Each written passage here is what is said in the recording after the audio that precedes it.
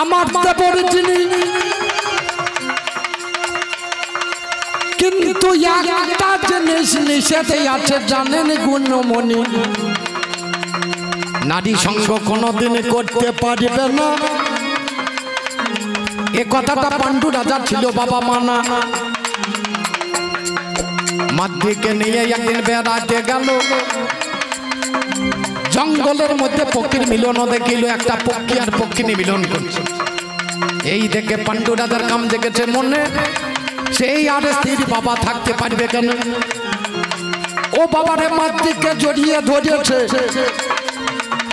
ধরা মাত্র পাণ্ডু রাজা সেটাই মারা গেছে। স্বামী বললে বউকে যেতে হবে ভাই, আমার সতীদাহ পতা ছিল বলবো না অন্যায়। সঙ্গে সঙ্গে মান্ত্রী এসে কুন্তির কাছে দাঁড়ায়, ও গো আমার দিদি ভাই তোমার জানাই, আমরা তো একটা স্বামীর দুটি বউ, তোমাকে যেতে হবে না। আমার ছেলে দুটি তোমার হাতে দিলাম। কুন্তির হচ্ছে তিনটি ছেলে, যুধিষ্ঠির, ভীম, অর্জুন, আর মাদ্রির হচ্ছে দুটি, একটা হচ্ছে নকুল, একটা হচ্ছে সহদেব। এই পাঁচটি সন্তান সবগুলোই কুন্তির নয়, তিনটি কুন্তির আর দুটি মাদ্রির।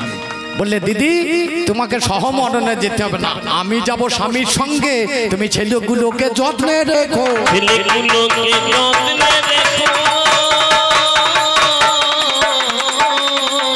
আমার ছেলের মতো ছেলে জগতে আর কোন মায়ের আছে নাকি আমি জানি না। ও মা, তোমাদের এই ছেলের নাম হচ্ছে দুর্যোধন। দুর্জয় ধনের অধিকারী যে সে হচ্ছে দুর্যোধন। এই কৃষ্ণ যখন এসে দাঁড়িয়েছিল আমাদের দরজায়, বলে 5খানি গ্রাম দাও। ব্যয় মশাই বলে 5টা গ্রাম দাও। দুর্যোধন চিন্তা করছে 5খানি গ্রাম, আমার বাবারা 2 ভাই, আমাদের 100 বিঘা সম্পত্তি, কাকা 5 বিঘা নেবে আর আমাকে 95 বিঘা দেবে কেন? চিন্তা করতে করতে দেখলে এদের জন্মের বোধহয় ঠিক নাই, জন্মের বোধহয় ঠিক না। যদি জন্মের ঠিক না থাকে তারা ওই 5 বিঘাতেই সন্তুষ্ট হবে। আমার ছেলে দুর্যোধন কৃষ্ণকে বলছে ব্যয় মশাই সম্পত্তি আমি দেব না। কেন দেব না? কৃষ্ণ জিজ্ঞেস করছে কেন দেবে না? বলে সেটা আমি বলবো না। আচ্ছা বলুন, আমার একটা ভাই সে ভগবানকে পেয়েছে, সাধু হয়ে গিয়েছে, আচ্ছা আমার বাবার সম্পত্তি তাকে দিয়ে আবার বিষয় বিষে টেনে আনবো, সেটা ভালো না? যে ভগবান পেয়েছে ভগবানের চরণ সেবা করা ভালো। কোনটা ভালো? বিষয় বিষ ভালো না ভগবানের চরণ সেবা করা ভালো? দাদা হয়ে ভাইয়ের এত বড় ক্ষতি কেউ করতে পারে? চিন্তা করে দেখুন। দুর্যোধন বলেছিল এই জন্য দেব না, এই জন্য দেব না। আবার বলেছিল 5খানি গ্রাম দাও, বলে বিনা যুদ্ধে নাই দেব, সুচাগ্র মেদিনী। ছোটের ডগায় যে মাটিটা উঠবে যুদ্ধ ছাড়া দেব না।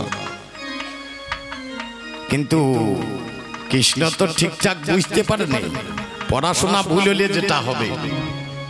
একটা ছেলে ট্রেনে চলে যাচ্ছে, ট্রেনে চাপবে, দৌড়ে চলে যাচ্ছে, ট্রেন ছেড়ে দিয়েছে, মেয়েদের বগিতে উঠে পড়ে, মেয়েদের বগিতে উঠে পড়ে 10-12টা মেয়েকে কামড়িয়ে দিয়ে জিআরপিটা নামিয়ে যাচাই মার দিচ্ছে। আমি নেমে গেলাম, বাবা মারছে কেন রে তোকে? বলে কাকা আমার কোনো দোষ নাই। জিআরপি বলছে দেখুন না, একই তো ভুল করে মেয়েদের বগিতে উঠেছে, আবার 10-12টা মেয়েকে কামড়িয়ে দিয়েছে। বলে হ্যাঁ বাবা, এই ভুল করে তোর এখন 17-18 বছর বয়স। বলে কাকা আমার কোনো দোষ নাই। কেন? বলে ওরাই তো লিখে রেখেছে মেয়েদের কামড়া, দেখেছে মেয়েদের কামড়া, ও আমরা ঢুকে মেয়েদেরকে কামড়িয়ে। এই পড়াশোনা যদি কেউ করে তাহলে ওই কৃষ্ণের মতো দশা হবে। দুর্যোধন বলছে বিনা যুদ্ধে নাই দেব, সুচাগ্র মেদিনী, সব নিয়ে নাও। যুদ্ধ ছাড়া ছুঁচের ডগায় যে মাটি উঠবে ওটা আমি দেব না। কেন? সব যখন ছেড়ে দেবো আমি বৈষ্ণব হব।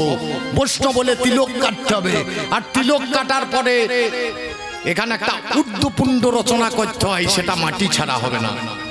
ওই ছুঁচের ডগার যে মাটি, ওইটা দিয়ে একটা দাগ পটি করব। এটা আমি যুদ্ধ ছাড়া দেব না, আমি যুদ্ধ ছাড়া দেব না কৃষ্ণ সেটা বাবা বুঝতে পারে না আমি যুদ্ধ ছাড়া দেব না কৃষ্ণ সেটা বুঝতে পারে না যুদ্ধ ছাড়া আবার এসে বলছে 5খানা গ্রাম দাও মনে করুন পশ্চিম বাংলা তা হস্তি না ওরা কোন কোন গ্রাম নেবেন বলছে প্রথম কলকাতা নেবো দ্বিতীয় বহরমপুর নেবো তৃতীয় আসানসোল নেবো চতুর্থ বোলপুর নেবো আর পঞ্চম রামপুর আর নেবো পশ্চিম বাংলার আর কিছু থাকবে পশ্চিম বাংলার মধ্যে 5টা গ্রাম আমি বাইর করে নেবো প্রথম বহরমপুর 2 নম্বর কলকাতা 3 নম্বর আসানসোল 4 নম্বর বোলপুর আর 5 নম্বর রামপুরহাট বলুন পশ্চিম বাংলার আর কিছু থাকবে এই 5খানা গ্রাম নেবে আমার ব্যয় মশাই আমার কাছে আমার ছেলের কাছে দুর্যোধন এসে যদি বলতো দুর্যোধনকে বলতো এসে যদি দাদা আমাদেরকে সম্পত্তি দাও দিত 5 ভাইয়ে বিয়ে করেছে বিয়ে করার পরে একটা মেয়ের যখন লোককে কাপড় ধরে টানছে হারামজাদার মতো মুখ করে বসে আছে 5টা স্বামী তাতেও ঠিক থাকে না 5 জনের মধ্যে অভাব আছে বাবা কর্ণকে পেলে তার মন্দ হইতো না কর্ণকে পেলে মন্দ হতো না তুমি যে দলে বসবাস করো 5 জন আছে একটা মেয়ের মন ভরাতে পারে না তুমি সেই দলের লোক প্রমাণ আছে আম্র কানুনে আম ধরেছিল একটা দ্রৌপদী গিয়ে বলছে আমটা পেরিয়ে দাও পেরিয়ে দিয়েছে নিচে পড়ে গিয়েছে কৃষ্ণ এসে হাজির যখন পারলো তারা গেল না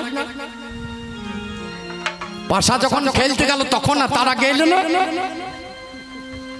যারা কৃষ্ণ পক্ষের লোক তারা মরে না অভিমন্যু কৃষ্ণ পক্ষের লোক না দুর্যোধন পক্ষের লোক দ্রৌপদী 5টা বেটা ছিল তারা কৃষ্ণ পক্ষে না দুর্যোধনের পক্ষে বলতে গেলে বাবা কথা বেড়ে যাবে তাহলে আমার ছেলে পাশা খেললে দোষ হবে আর যুধিষ্ঠির পাশা খেললে দোষ হবে না বিচারটা কি মনে হয় বিচারটা দুদিক সমান হওয়া উচিত আমার ছেলে পাশা খেললেও যা হবে আপনার ছেলে পাশা খেললেও তবে হয়েছে কি জানেন দুটি মাতা তার মা 100 টাকা করে 200 টাকা দিয়ে বলছে বাবা দুটো পান না কিনে নিয়ে আগে আমি ধান সেদ্ধ করবো এ তো মাতাল এই মির্জাপুর বাড়ি এই পাশে আপনাদের যে পাড়াটা এটা কি জানো ভেপুরিয়া ডাঙ্গা না কি বলেন না ওই হই চলে গিয়েছে দেখছে ভাটি নামছে 2 ভাইয়ে বসে পড়েছে আচ্ছা তার মাল মেরে দিয়েছে কুমোরে বাড়ি গিয়েছে 3 ডাঙ্গা দুজনে দুটো পান্না কিনেছে বড় ভাই আনতে আনতে মাছ রাস্তায় এত নেশা লাগছে আর আনতে পারছে না দুম করে ফেলেছে মাছ মারতে চিন্তা করে দেখো মাছ মাঠে ফেলে দিল আমার কথা কোনটা মহাভারতের বাইরে হবে না দুম করে ফেলে দিয়েছে চলে যাবে ছোট ভাই বলছে আমি যতই মদ খাই বাড়িকে নিয়ে যাবই মদ খেয়ে লাটাই পাটাই করতে করতে এসে দরজায় দাঁড়িয়ে বলছে মা এই যে তোর পান না লেদে দুম দরজায় ফেলিয়ে আচ্ছা বলুন লাভ কার যে মাঠে ভেঙেছে তার না যে ঘরে ভেঙেছে তার কর্ণ ভেঙেছিল মাঠে আর অর্জুন ভেঙেছিল ঘরে অর্জুন লক্ষ্যভেদ করেছিল কর্ণ লক্ষ্যভেদ করেছিল কর্ণ লক্ষ্যভেদ করে আমার বেটা দুর্যোধনকে বউটা মাঠে দান করে দিয়েছিল মাঠে ভেঙেছিল আর অর্জুন মেয়েটাকে নিয়ে এসে ঘরে এসে পান্না ভাঙা করেছে দুম কই বলি মা একটা ফল এনেছি ওটা ফল নাকি এত মিছে কথা বলার দরকার কি আছে বললি পাচ্ছিস একটা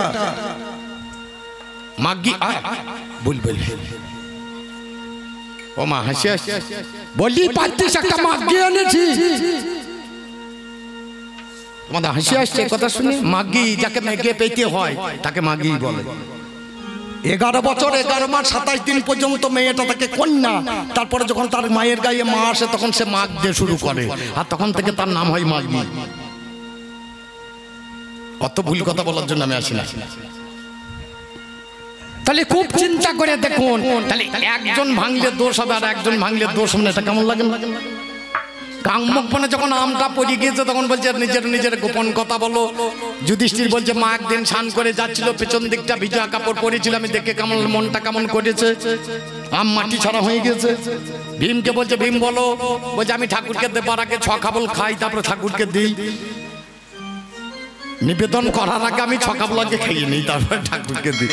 আমুটি অর্জুনকে বললে তোমার, বলে আমার অন্য কিছু নয়, আমি বড় বীর হইতে চাই। নকুলকে বলছে, নকুল বলছে আমি যুবরাজ হব, যুধিষ্ঠির যখন রাজা হবে। সহদেব বলছে আমার সব আশা নাই, আমি চামর বদন করব, দাদা রাজা হইলে। আম মোটার কাছে এমন সময় দ্রৌপদীকে বলছে তুমি বলো। আর মেয়ে ছেলে খারাপ কাজ করলে দেখবেন আপনাদের যারা বাবারা বসে আছেন, আমি শিখিয়ে দিচ্ছি, মারা কিছু মনে করো, কোন খারাপ কাজ করে এসে বাবা যদি জিজ্ঞেস করে দেখবেন মাথাটা নিচু করে দিয়ে বুঝো আঙুলি করে মাটি খুঁজবে। খুব লক্ষ্য করে দেখেন, দ্রৌপদী পুজো আঙুল করে মাটি খুঁজছে আর বলছে আমি পঞ্চস্বামী নিয়ে সুখে থাকবো। আমটা দরাম করে মাটিতে পড়ে, তার ভীম চুলের মুঠোই ধরিয়ে গদাও তুলে দিয়ে বল ঠিক করে বলছে কর্ণকে পেলে মন্দ হইতো না, কর্ণকে পেলে মন্দ হতো না। তাহলে যে মেয়ের 5-6টা স্বামী তার পক্ষে তো থাকবে। লক্ষ্য করে দেখবেন, হে কৃষ্ণ করুণা সিন্ধু, এ শতবার কেউ নয় বেদবার বন্ধু। যেখানে দেখবেন বেদবা আছে সেখানে কৃষ্ণ আছে, যেখানে বেদবা নাই কৃষ্ণ নাই। আমার কথাটা বুঝতে ভুল হলো না তো?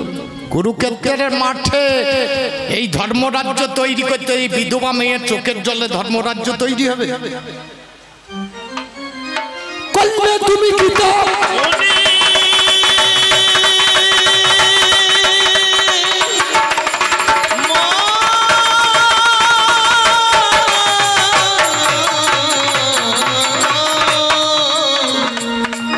গীতার প্রথম পাতা বিষাদ যোগ,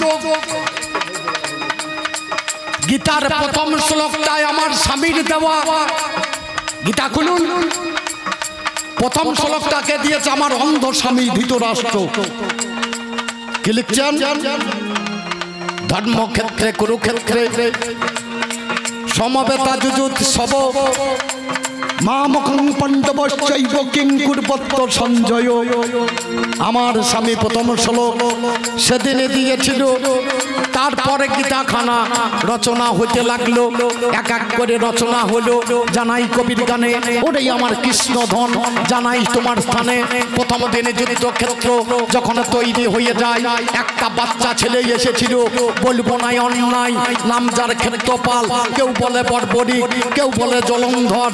জানেন মহাশয়, বাচ্চা ছেলে এসে সেদিন কাছেতে দাঁড়ায়, ও বাবারে ভগবান মুকুন্দ মুরারি, এক নিমিষে যুদ্ধ আমি শেষ করতে পারি।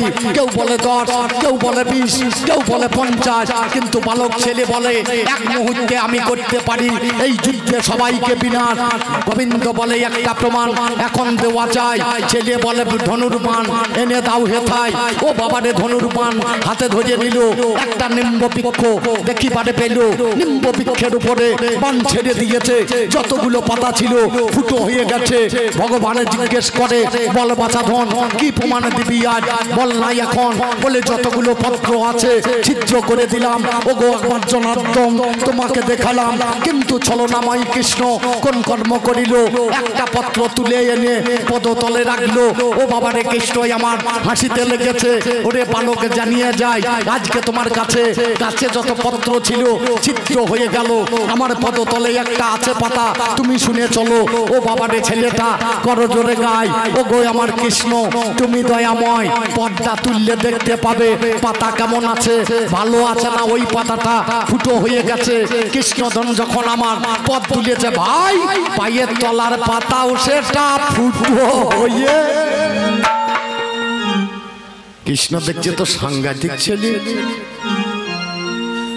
বাবা আর একটা কথা বল দেখি বলে কি বলে তুই কোন পক্ষে যাবি বলছে যে পক্ষে দুর্বল দেখবো আমি সেই পক্ষে দাঁড়াবো আমি সেই পক্ষে দাঁড়াবো